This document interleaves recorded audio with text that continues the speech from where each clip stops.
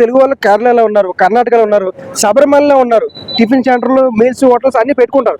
అక్కడ మన వాళ్ళు 2-3 షాపులు ఉంటాయి. మన వాళ్ళు అక్కడ బాధితులు. మన శబరిమలలో మనకు ఆ షిరిడీలో మన వాళ్ళని హోటల్ పెట్టుకుంటే చంపేశారు. మహిళని చంపేసినా సరే అక్కడ ఎవరు రాజకీయంగా సపోర్ట్ చేయలేదు. ఎవరు వాళ్ళకి ఏ రకమైన సహాయం అందలేదు. అంటే మనం వేరే రాష్ట్రాలు వెళ్తే మన బాధితులమే. ఇక్కడ మన రాష్ట్రంలో కూడా మనమే బాధితులుగా ఉన్నాం. వేరే రాష్ట్రం వెళ్తే మన బాధితులమే, ఇక్కడ కూడా మనం బాధితులమే. నమస్తే అండి. నమస్తే. ఇట్లా Telangana local versus go back Marwadi అని చెప్పేసి ఉద్యమం నడుస్తుంది. ఎల్లుండి పండుగ కూడా ఉంది. ఎట్లా చూడవచ్చు? అంటే మారువాడీల్ని వెళ్ళిపోమని ఎవరు అనట్లేదు.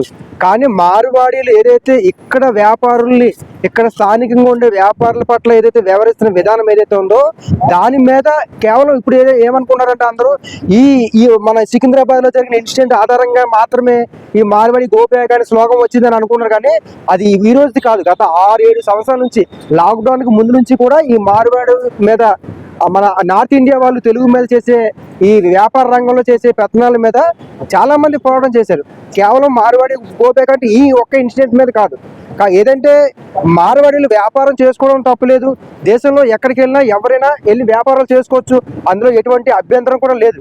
కానీ ఇక్కడ వాళ్ళు ఇక్కడ ఫామ్ హౌస్లు కట్టుకొని ఇక్కడ రాజకీయ పార్టీలకి ఇన్ఫ్లుయెన్స్ చేస్తూ వాళ్ళకి ఫండింగ్ ఇచ్చుకుంటూ మన వాళ్ళు ఎవరైనా షాపులు పెడితే వాళ్ళని మొత్తం అంటే ఈ యొక్క పెత్తందారి వ్యవస్థలాగా, అంటే గుత్తాధిపత్యం, అంటే మార్కెట్ మొత్తం కూడా వాళ్ళే ఉండాలి అని చేసే ఏదైతే ప్రయత్నం ఉందో ఆ ప్రయత్నాన్ని తెలంగాణ ప్రజలు అనేది తట్టుకోలేకపోతున్నారు. అది వాస్తవం కూడా.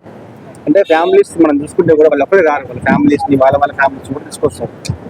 యూనిటీని ఫామ్ చేస్తుంటారు. ఎట్లా చూడొచ్చు? లోకల్ వాళ్ళకి ఎట్లా ఉంటాయి ఉపాధి అవకాశాలు వాళ్ళకి అందరూ చూస్తారు. అది వాళ్ళని వ్యాపారం చేసుకోవడం అనట్లేదు, వాళ్ళు మొత్తమే చేయాలని. ఇప్పుడు ఒక షాప్ లో, ఒక ఏరియాలో, ఒక మార్కెట్ లో మన వాళ్ళు 10 మంది, వాళ్ళు ఇద్దరే ఉన్నారు అనుకో.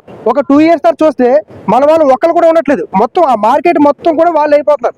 ఈ రోజు ఇద్దరుగా వచ్చిన వ్యక్తులు రేపు ఒక 2 years తర్వాత మొత్తం మార్కెట్ మొత్తం వాళ్ళే అయిపోతున్నారు. అది గుత్తాధిపత్యం. ఒక మార్కెట్ మొత్తం వాళ్ళే తీసుకుంటున్నారు. అంటే ఇక్కడికి వచ్చి మన వాళ్ళు అసలు వ్యాపార రంగంలోనే లేకుండా చేసే ప్రయత్నం ఏదైతే ఉందో అది చాలా దుర్మార్గమైన ప్రయత్నం. అంటే చాలా మంది వాళ్ళ తెలివి అదే వ్యాపారం అని చెప్పి అంటున్నారు. వ్యాపార తెలివి కాదు, గుత్తాధిపత్యం అనేది తప్పు. ఇప్పుడు ఈస్ట్ ఇండియా కంపెనీ వాళ్ళు కూడా భారతదేశాన్ని 258 సంవత్సరాలు పరిపాలించారు.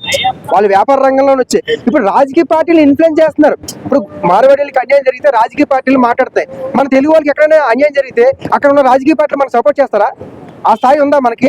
లేదు. వాళ్ళు వ్యాపారం చేసుకోవద్దు అనట్లేదు, కానీ వాళ్ళు అమ్మే విధానం కావచ్చు, నకిలీ ప్రోడక్ట్ కావచ్చు, మన వాళ్ళు ఎవరు మార్కెట్లో ఉండకూడదు అనేది, ఈ యొక్క ఐడియాలజీ అనేది మొత్తం ఈ యొక్క తెలంగాణ ప్రజలు ఏదైతే ఉందో దాన్ని జీర్ణించుకోలేకపోతున్నారు. అది పూర్తిగా తప్పు కూడా.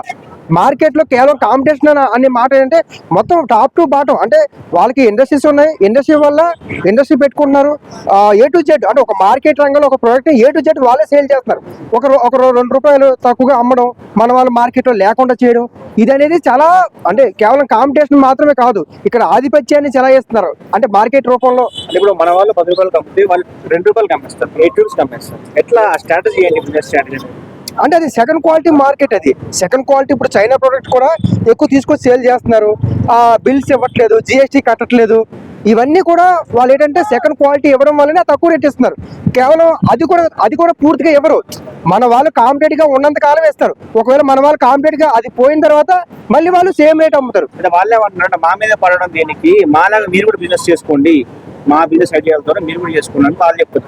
అదే నేను అంటుంది, వాళ్ళు ఎవరు వ్యాపారం చేసుకోదనట్లేదు, గుత్తాధిపత్యం అంటున్నాను నేను. ఇప్పుడు మన వాళ్ళు తెలుగు వాళ్ళు కేరళలో ఉన్నారు, కర్ణాటకలో ఉన్నారు, శబరిమలలో ఉన్నారు. టిఫిన్ సెంటర్లు, మీల్స్, హోటల్స్ అన్ని పెట్టుకుంటారు. అక్కడ మన వాళ్ళు 2-3 షాపులు ఉంటాయి. మన వాళ్ళు అక్కడ బాధితులు. మన శబరిమలలో మనకు ఆ షిరిడీలో మన వాళ్ళని హోటల్ పెట్టుకుంటే చంపేశారు. మహిళని చంపేసినా సరే అక్కడ ఎవరు రాజకీయంగా సపోర్ట్ చేయలేదు. ఎవరు వాళ్ళకి ఏ రకమైన సహాయం అందలేదు. అంటే మనం వేరే రాష్ట్రాలు వెళ్తే మన బాధితులమే, ఇక్కడ మన రాష్ట్రంలో కూడా మనమే బాధితులుగా ఉన్నాం. వేరే రాష్ట్రం వెళ్తే మన బాధితులమే, ఇక్కడ కూడా మనం బాధితులమే. సో ఈ గో బ్యాక్ మార్వాడి అనే ఇష్యూ పై ఎట్లా స్పందిస్తారు? దీని సొల్యూషన్ ఏంటంటే గుత్తాధిపత్యం అనేది తప్పు. వాళ్ళు వ్యాపారం చేసుకోవడానికి ఎవరు అభ్యంతరం చెప్పట్లేదు, కానీ మొత్తం గుత్తాధిపత్యం మొత్తం మేమే చెయ్యాలి. రెంట్లు పెంచుకుంటూ, అంటే ఏదైతే షాపులు రెంట్లు ఉంటాయో వాటిని పెంచేస్తారనమాట. మన వాళ్ళ షాపులకి మన ఓనర్లతో మాట్లాడి వాళ్ళు రెంట్లు పెంచేసి వాళ్ళ మనుషులు తీసుకొచ్చి అక్కడ కూర్చోబెడతారు. టోటల్గా మార్కెట్ మొత్తం వాళ్ళు హ్యాండ్ ఓవర్ చేసుకుంటారు. అది అనేది పూర్తిగా తప్పు. సొల్యూషన్ అనేది ప్రభుత్వం 2 వర్గాలతో చర్చలు జరిపించాలి. అంటే వాళ్ళని వ్యతిరేకించడం లేదు, వాళ్ళ యొక్క ఆలోచన విధానం అనేది తప్పు.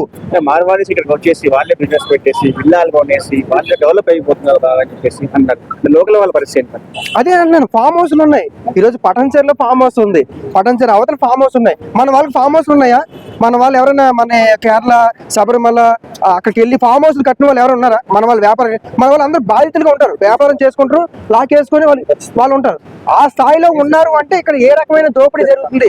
సిండికేట్ మార్కెటింగ్ జరుగుతుంది. మార్కెట్ మొత్తం సిండికేట్ అవుతుంది. వాళ్ళ హ్యాండ్